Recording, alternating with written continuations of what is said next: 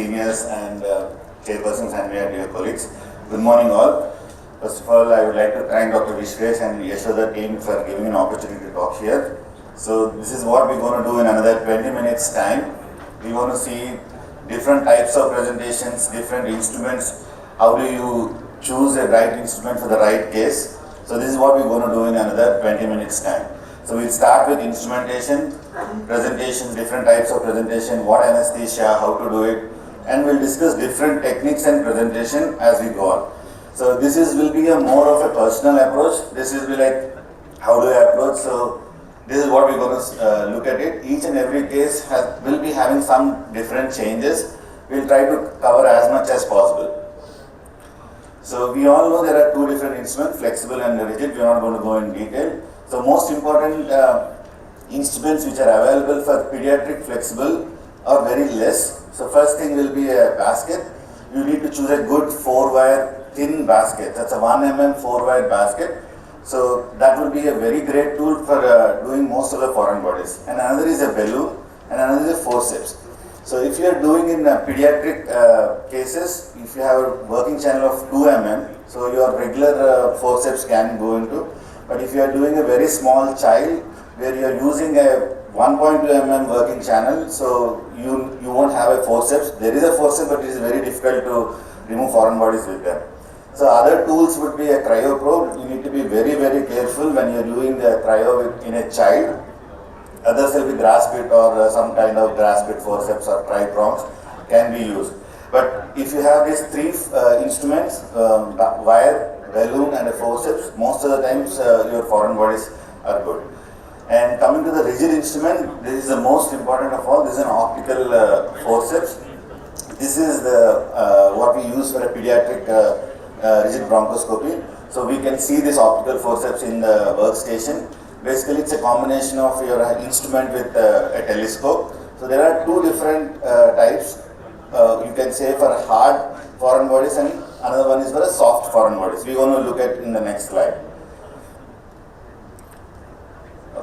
So this optical forceps, especially the jaw serrated optical forceps, is good if you have a hard foreign bodies like seeds, plastic objects or a metallic objects.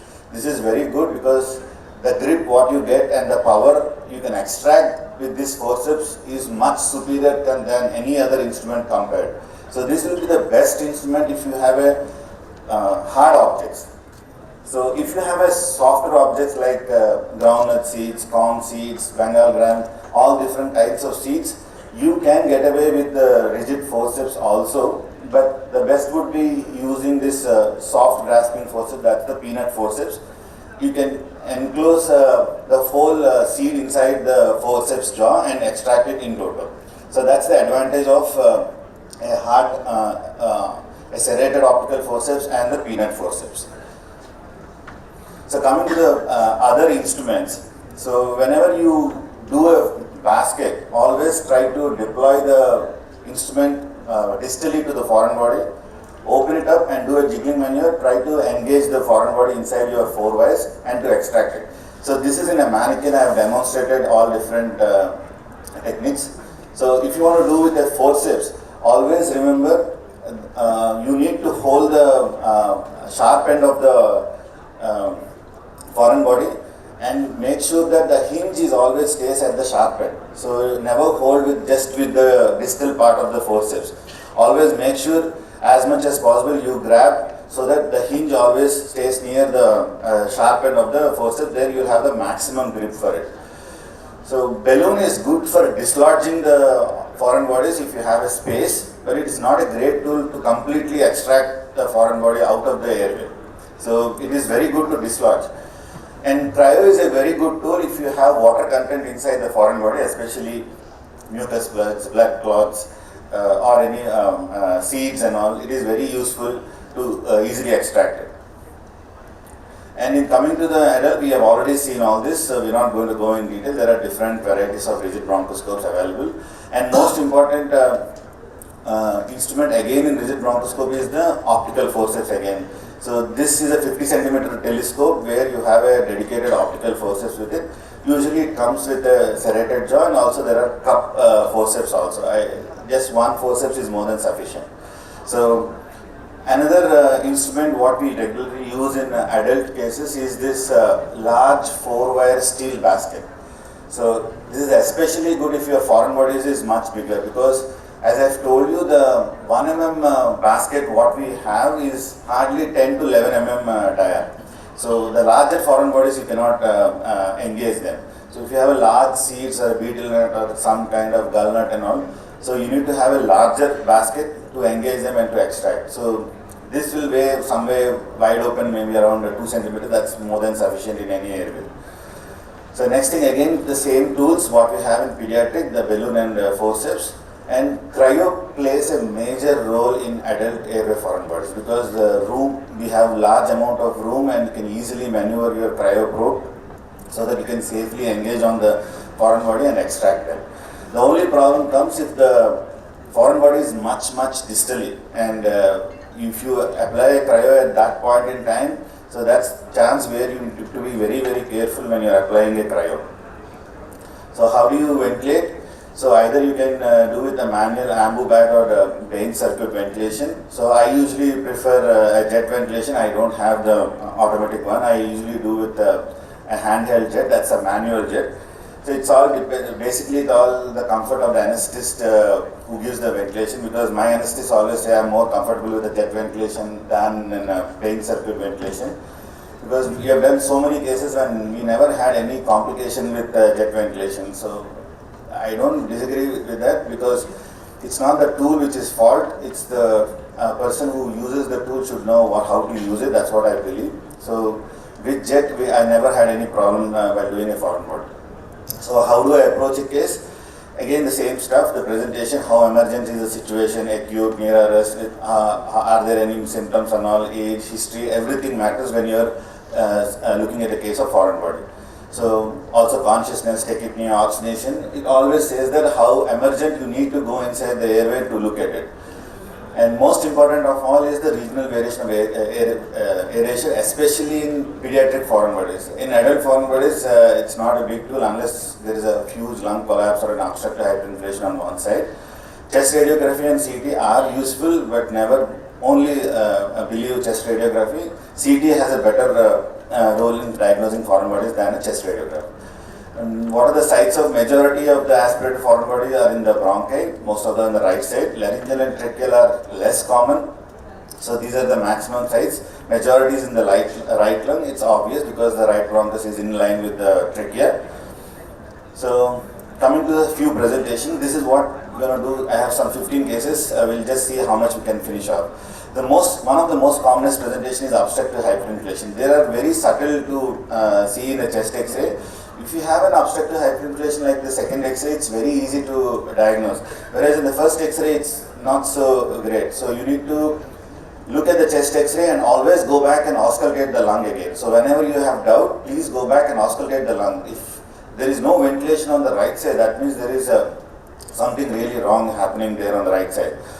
So extracting these foreign bodies are easy compared to the collapsed lung, because obstructive hyperinflation, as you all know, is a ball-wall mechanism. So there is some amount of aeration happening inside the lung.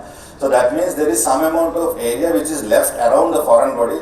So you can always maneuver some kind of forceps or a basket or balloon to just pass around the foreign body and to dislodge it and to access it. So this I have removed with an optical forceps. So coming to this case, so this is an elderly gentleman who had a complete left lung collapse. So bronchoscopy has relieved a large foreign body obstructing the whole left lung. So as I've told you, in a collapse there will be hardly any lumen left around the foreign body. So remember this. So in this case, I have tried a basket, I have tried a balloon, and I have tried to remove with the normal forceps. Everything failed. So I had to go with the rigid bronchoscope inside to do an optical forceps piecemeal extraction. So we did a piecemeal extraction. It took some time, but luckily we could able to remove in piecemeal. So remember, these are the main difference. In obstructive hyperinflation, there is some amount of room around the airway. But in collapse, usually there is no amount of room, so you need to prepare your case before. So again the same case, another left main bronchus obstruction with a calcium tablet. Again we need to remove in a piecemeal. Remember, all these nuts and calcium tablets, they stuck very badly to the airway. So even if you remove, there's some amount of calcium which is left over the mucosa, we need to just clear it very slowly, otherwise it will bleed. So the next case is a radio-opaque foreign body with a central hole in it. So this my friend coined a term called polo technique. So what we have done is to pass just a balloon inside the hole, so that once you inflate the balloon, the whole foreign body is engaged completely. So remember, the narrowest part of in our tracheobronchial tree is the subglottis. So once you aspirate a foreign body, there will be invariably cough, and that causes subglottic edema and narrowing. So that's the narrowest place when you're removing a foreign body. So to come out of the subglottis, it's a challenge. Usually the vocal cords doesn't cause any problem. So it's the subglottis which gives you more headache. So you need to be very careful while dislodging all these big foreign bodies through the subglottis. As much as possible, if you can align the foreign body in line with the airway lumen, it comes out easily. With a small jiggling maneuver, it will come out easily. And again in the same case, because this is a smaller object, so we just passed a balloon inside and extracted. It didn't take much time extract. Yes, why not use a basket? Why not use a forceps? Yes, basket might be a good tool. Forceps might not be, because remember, this is a smooth surface. No matter how much amount of time you try to catch it, it will slip distally. The worst complication is you push the foreign body more distally. The more you push the foreign body more distally, the more headache you will have, and it's very, very difficult to remove it once you push it more distally. So again, this was a challenging case. This is a 2-year-old child came with sudden amount of dyspnea, arrested in the hospital. They were immediately intubated. What you can see is a tracheal endobronchial tube in the right lung. So in the right distal there is a foreign body there, and also in the left main bronchus. So that was the diagram where I've seen a foreign body in the right inflamed bronchus and in the left main bronchus. The patient is arrested already, and they had some consolidation in the chest X-ray. So we took him as early as possible. What we have seen, we had a very tough time in ventilating the airway. So my job was not to remove the foreign body first, because there was hardly any ventilation going around. So PCO2 was somewhere around 70s, 80s and all. We had a tough time ventilating. So what we did was to push the foreign body distally, at least on the one side. So left side, inadvertently it went inside. But the right side, we thought we just push it so that at least the good part of the lobes get ventilated. And luckily the oxygen saturation started coming up and the ventilation was better. So we were able to remove the foreign body first on the right side first, then followed by the left side. So left side, when we are trying to remove with the rigid forceps, it went distally. So we have to change it, used a balloon, push the balloon inside the left lower lobe bronchus, pulled it proximally and extracted with a basket. So this was a combination of a rigid and a flexible. So one fails, always you should have another as a backup. It doesn't mean that a rigid should always fail or a flexible should always fail. Either one can fail. I'll show you some couple of cases. This was a case of a tracheal foreign body. 8 hours presentation, baby was unconscious. Gasping, stridor, 70% oxygen room air. Absent breath sounds. Initially we thought a laryngeal or a tracheal foreign body. We took him to the OT and we saw a large foreign body at the subglottis. So this is the most worst complication you can ever have. A foreign body in the subglottis, you can hardly see any lumen around the airway, and always there was a near arrest when we were doing this case. So your idea was not to remove the foreign body immediately. Please note this point. So whenever you see a compromised airway and a foreign body, never remove the foreign body first, because in this case, invariably if you hold the foreign body, you will just push it distally. So either way, the widest part in the airway is the carina. Carina is the widest part in the airway. So just push the foreign body at the carina, so maintain the airway, then extract the foreign body, because it doesn't mean that you extract the foreign body and baby is died. So it doesn't do anything. So the best way is to control the ventilation first, then extraction. So you can ask me that I will extract the foreign body to control the ventilation. Yes, it holds good, but not in this case. So in this case, you need to control the ventilation first. How? Push it distally so that it safely stays there and you can extract it easily. So another case, I have extracted with an optical forceps, a hard optical forceps. Another case, this is a plastic pen cap in a child. So you can see again in the subglottis, what I was doing is to try to pushing the foreign body down so that I can't engage this foreign body because it will be mobile. So the moment I try to catch it, it will go inside. So either ways, it's better to push it either the one side or the left side or the other side. And now you have ventilation in your hand, ventilate the child, let the oxygen come out, let the carbon dioxide come down, and slowly you can do later. It doesn't mean that you can just leave. Even if you don't extract this case, patient will not die. So tomorrow he can survive, you can somehow extract it. But if you leave it the subglottis and you try meddling it, if you don't have a ventilation, that means the baby will die. So another presentation with a mediastinal emphysema or a subcutaneous emphysema. I had two cases, one with a mediastinal and subcutaneous emphysema and another case with a mediastinal, subcutaneous and a pneumothorax. So if you have mediastinal and subcutaneous emphysema, be very vigilant when doing a jet ventilation. Usually, I didn't have any problem with doing the jet ventilation. But if you have a pneumothorax, please address the pneumothorax first, put a chest tube, then do a bronchoscopy. Whereas for a mediastinal emphysema, it doesn't do anything because you can't put a chest tube anywhere. So what we did jet ventilation again in this case when we saw a corn seed inside the airway, where you can see in the middle of the CT scan, you can see the right main bronchus is there was a foreign body. So we extracted with a forceps. Though this was a hard forceps, then it turned out to be a corn seed. And once you have removed the foreign body, everything will subside. Usually there won't be any problem. So why does this mediastinal emphysema or subcutaneous emphysema happen? Probably some kind of barotrauma or an obstructive hyperinflation causing a barotrauma or something like that. So another tips for extracting a sharp foreign body. When you have a sharp foreign body in the airway, your goal is to secure the foreign body inside the airway so that the sharp tip is not exposed to the mucosa of the airway. So how do we do it? There are two techniques. Either you can use a rigid bronchoscope or a endotracheal tube. So make sure that you hold the sharp object and extract it inside the endotracheal tube safely and remove the endotracheal tube or the rigid bronchoscope in one piece, so that you are very sure that the sharp object doesn't cause any injury to the airway. The most commonest place where the sharp objects cause injury is either the site or at the vocal cords. So they are the places where you can have problem while extracting a sharp objects. So another case is a failed rigid bronchoscope. 18-month child underweight, so there was a left main bronchus. So we initially tried with the rigid bronchoscope forceps. A small child, I could not open the forceps inside the left airway, so it failed. So I had to use a flexible bronchoscope with a 1.2 working channel and used with a basket to remove it. So never think if I have a rigid, I will do only with rigid, or if I have flexible, I will do only with flexible. Either ways, any case can fail. This was a classic example where a basket failed. So especially it failed at the subglottis again. So that's the narrowest part. While trying to remove the subglottis, the foreign body was stuck and repeatedly it failed 2 times. So then I had to change with a rigid bronchoscope and optical forceps and extracted it.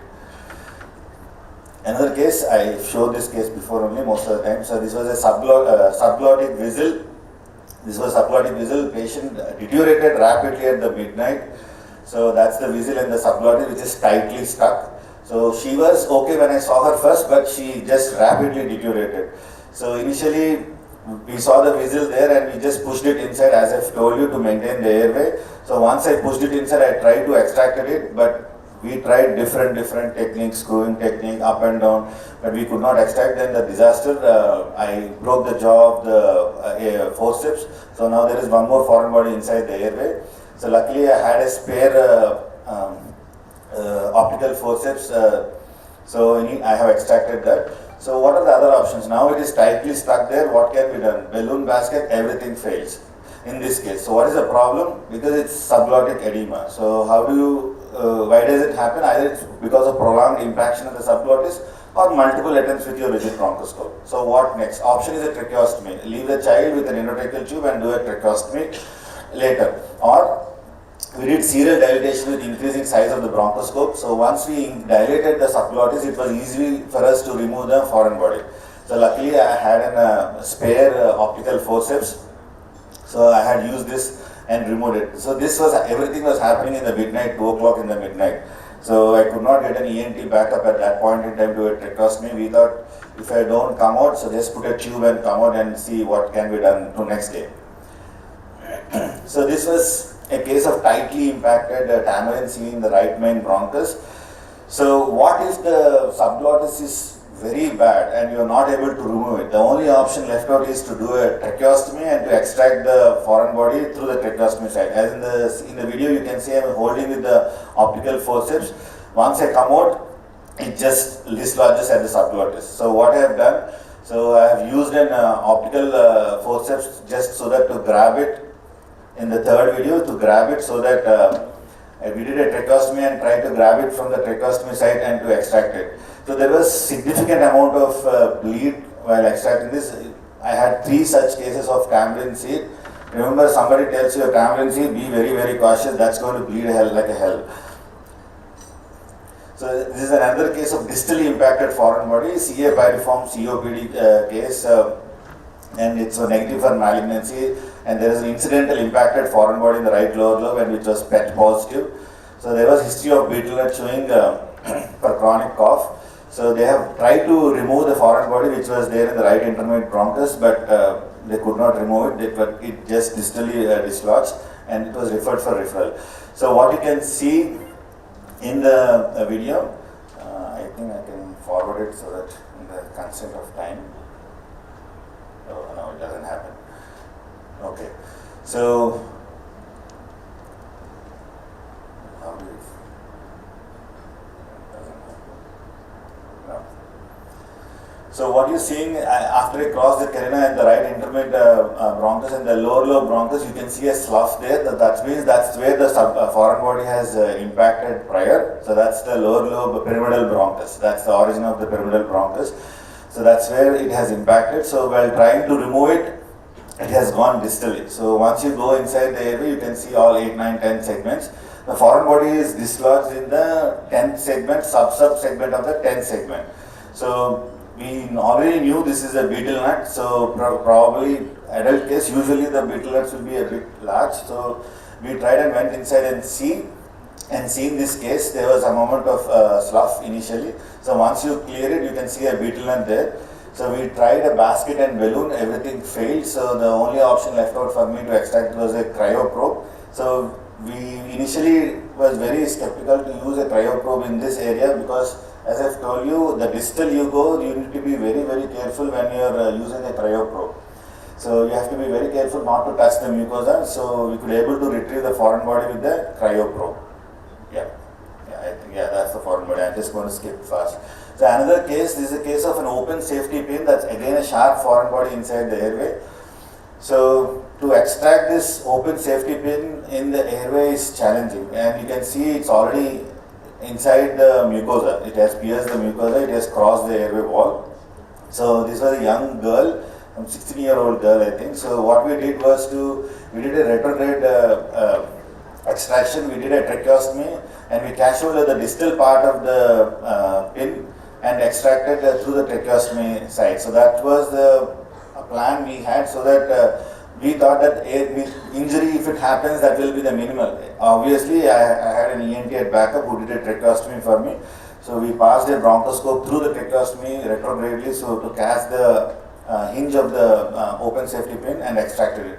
So what we thought, even this technique also can cause mucosal injury. It's not that it doesn't cause. So what we thought was, this is the safest technique for her so that we can minimize the chance of mucosal injury with this sharp foreign body, so than removing through the larynx.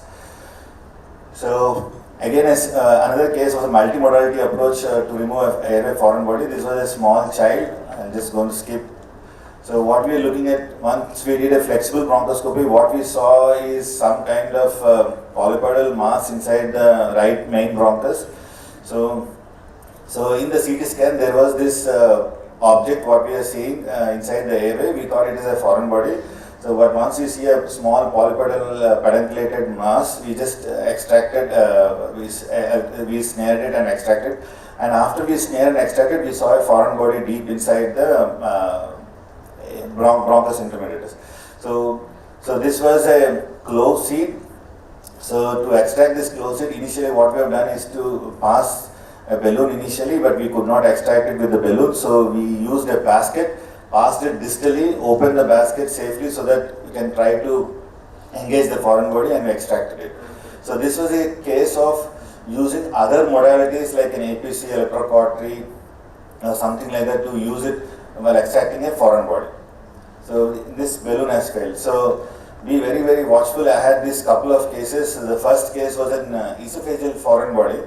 So this was when I started my career in 2011. So there was something, some amount of pyriform fossa mass. That's what the case was referred to us. So the case referred to us to say that to do a rigid esophagoscopy by an ENT surgeon so that there is something there to evaluate. So this is in 2011. So the ENT surgeon has done a rigid esophagoscopy. Remember the old esophagoscopes, there is no telescopic vision. So we need to look through it and go in. So he has gone all the way to the stomach and came out saying that there is nothing there. So I was like, okay, I'll just go inside and see what's there with the bronchoscope. So that's a bronchoscope inside an esophagus. What we are seeing is a plastic object, an orange color plastic object inside the mid esophagus probably. So this was missed in that rigid esophagoscopy because the only reason was he was not using a telescope. If he was using a telescope, probably he wouldn't have missed it. Another case, I had an elderly lady with a recurrent right lower lobe pneumonia. So initially, I'm sorry.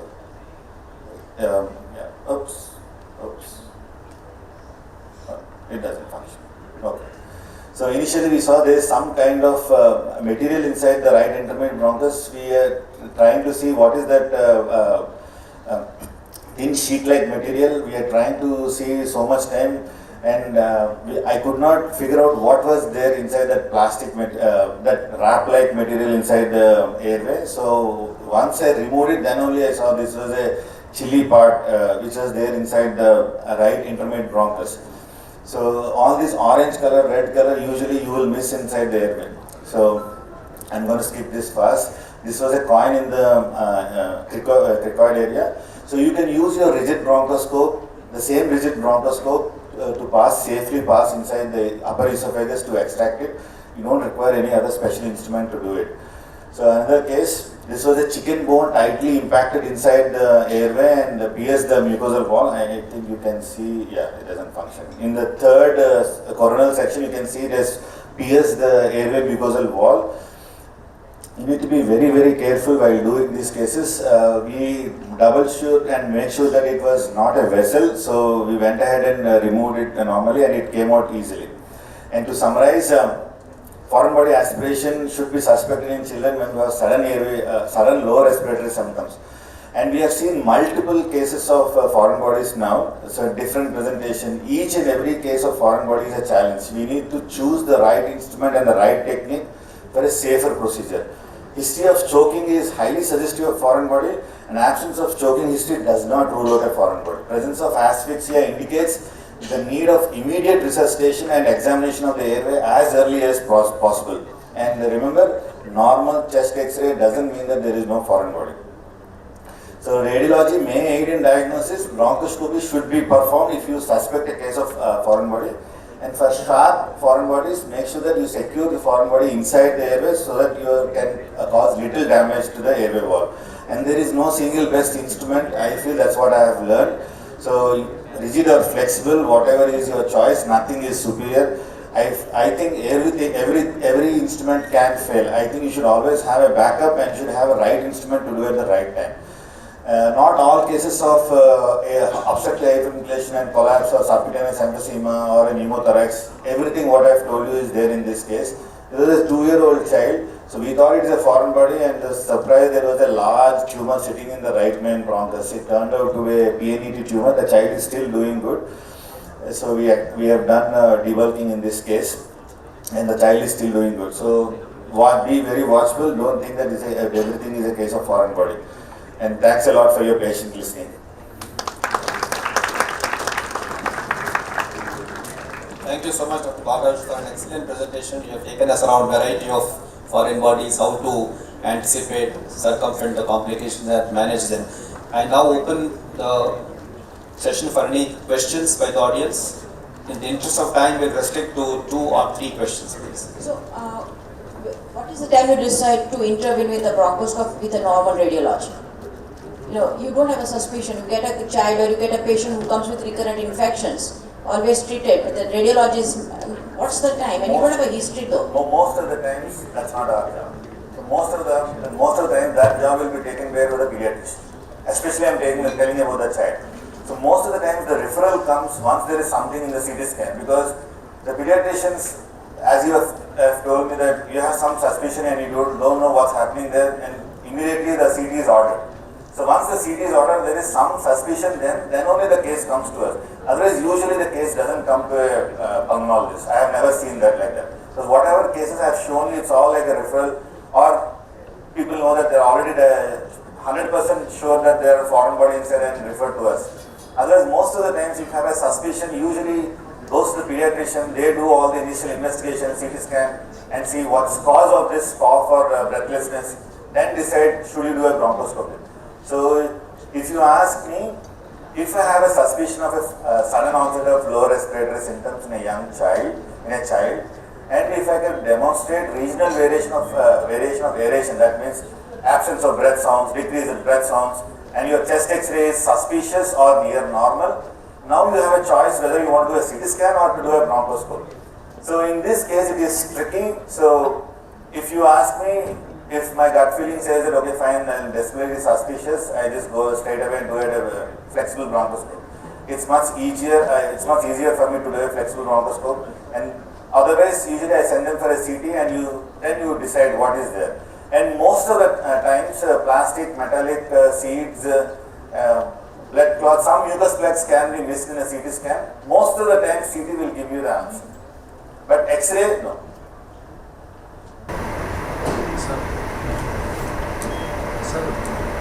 Sir, if you are using a small fiber optic bronchoscope, say 3.5 or 3.8 with working channel of 1.2, so is it safe to use Dormia basket for that small channel? No, you mean to say? Sir, if you are using a small fiber optic bronchoscope 3.5 or 3.8 with working channel of 1.2, so is it safe to use a Dormia basket possibly? Absolutely no problem. So because your basket is 1 mm. Yes. So that's 1 mm. It safely goes inside. See, your problem is not trying to do suctioning or anything here. Right. So your problem is to extract the foreign body. See, when you are doing it the flexible, I always recommend to do it at 2.8, 1.2 if you have. If you don't have, you can use anything. The problem comes here to ventilate the child. So let us think if your bronchoscope is 3.8. So imagine if you are doing a small child, you need to ventilate the child, you have to use an endotracheal tube. So if your bronchoscope is 3.8, you can't use any tube less than 5 or 5.5. So if the 5.5 or 6 tube goes inside the airway, you can safely do with whatever scope you use. But I always prefer to do a 2.8, 1.2 so that it goes in most of the scopes. 3.5 endotracheal tube, it will go. With tight difficulty, it will go. But ventilation is very bad. So the next option for us to do an iGel. iGel comes with 1, 1.5, 2, 2.5, 3, 4, 5. There are different types of iGels we have. So iGel will be a better tool if you want to do with a flexible. Sir, only one question that Dormia basket I was asking, because the the prongs are very thin. So while extracting foreign body, is there any chance, in your experience, has there been an incident that the prongs has been broken or something? No. The basket will never get damaged. The problem is you will always slip the foreign body out. So usually there's a nitinol basket. They are very, very strong. Okay. But the problem is you don't have enough grip and force to extract it. So you need to engage in such a way so that the whole foreign body is enclosed inside the basket, and you should have, and next thing would be the subglottis should be normal. If the subglottis is tight or the smaller than the foreign body, again you will fail. Invariably you will fail. But I have never seen basket going wrong in whatever cases I have done. I have never had that complication till now. Sir, and one more question, that trident or quadruple prongs, nowadays they are coming up. They are useless. Don't do it. They are useless. For a foreign bodies, very, very minimal grip they get. See, our idea of to extract a foreign body is simple. So you need to choose an instrument you have the maximum grip. So if it is a small foreign body and it is loosely dangling inside the airway and you have a large airway, you do whatever you want, it doesn't big deal. So you can extract it whatever tool you have. But my problem is you pick an instrument so that you can safely engage the foreign body inside and extract in one go. Remember, the more times you fail, the more edema, submucosal edema, everything comes out.